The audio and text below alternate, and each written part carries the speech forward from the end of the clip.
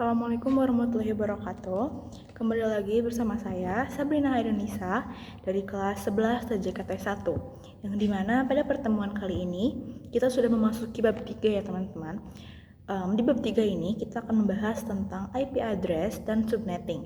Setelah kalian tonton video ini, kita akan langsung saja ke pembahasan. Selamat menonton.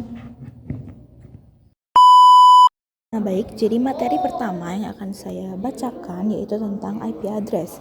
Bagi teman-teman yang belum tahu apa itu IP address, jadi alamat IP atau Internet Protocol Address adalah angka atau kode numerik yang digunakan untuk mengidentifikasi perangkat di jaringan komputer.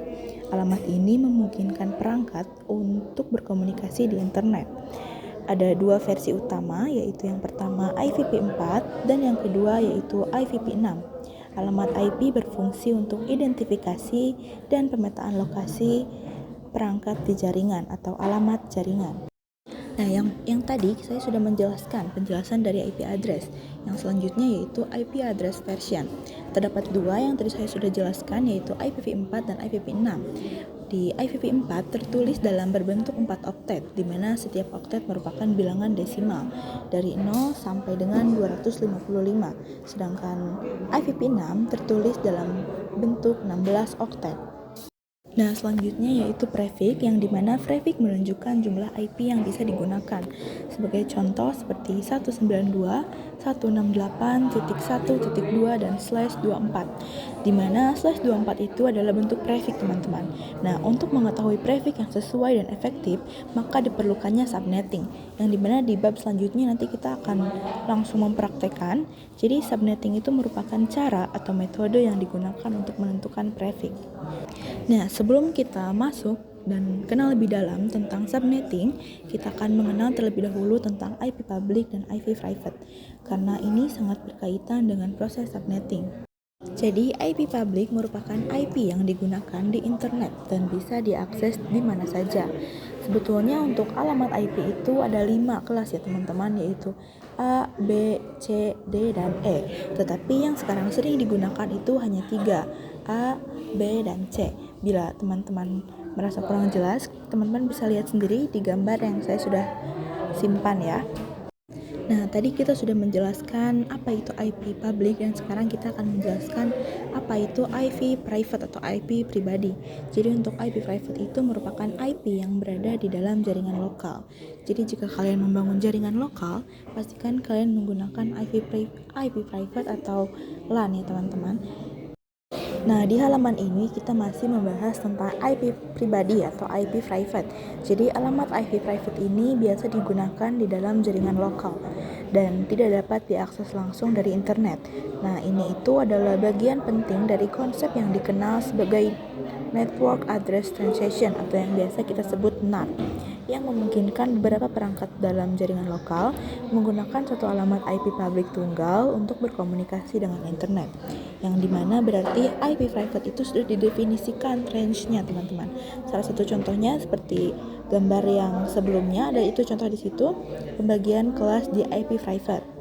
Pada bagian ini sudah memasuki alamat IP classful and classless, yang dimana gambar di samping itu merupakan contoh pengkonversian IP private ke IP public menggunakan metode router dan metode NAT. Selanjutnya yaitu implementasi classful and classless, yang dimana classful addressing itu merupakan pengalamatan IP berdasarkan kelas, dan classless addressing itu yaitu pengalamatan IP tidak berdasarkan. Selanjutnya yaitu blokir subnet, yang dimana ukuran atau rentang alamat dari satu jaringan ke jaringan berikutnya.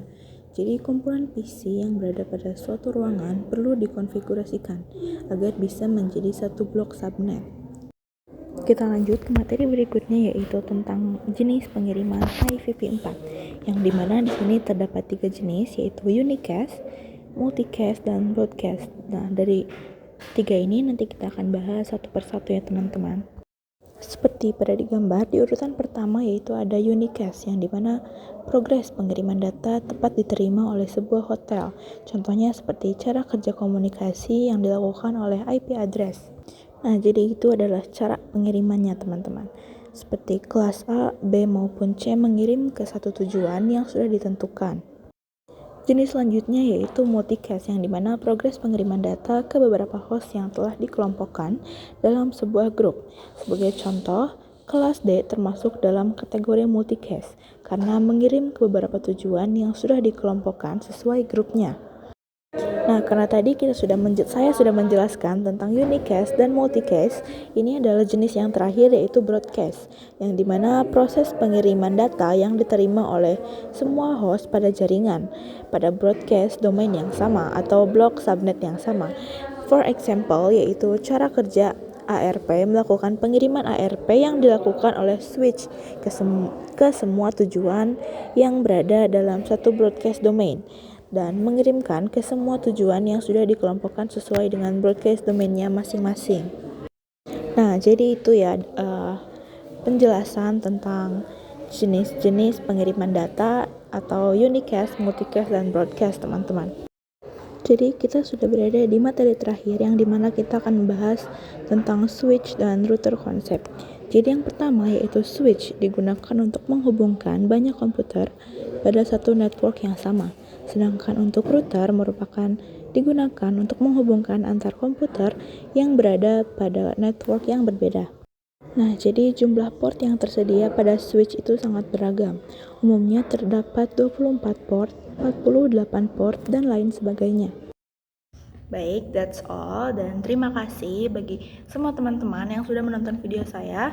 Semoga materi yang saya sampaikan dapat teman-teman pahami ya, dan bila tidak dipahami, bila ada yang kurang dipahami, nanti saya akan tulis link PowerPoint saya di description atau di komentar.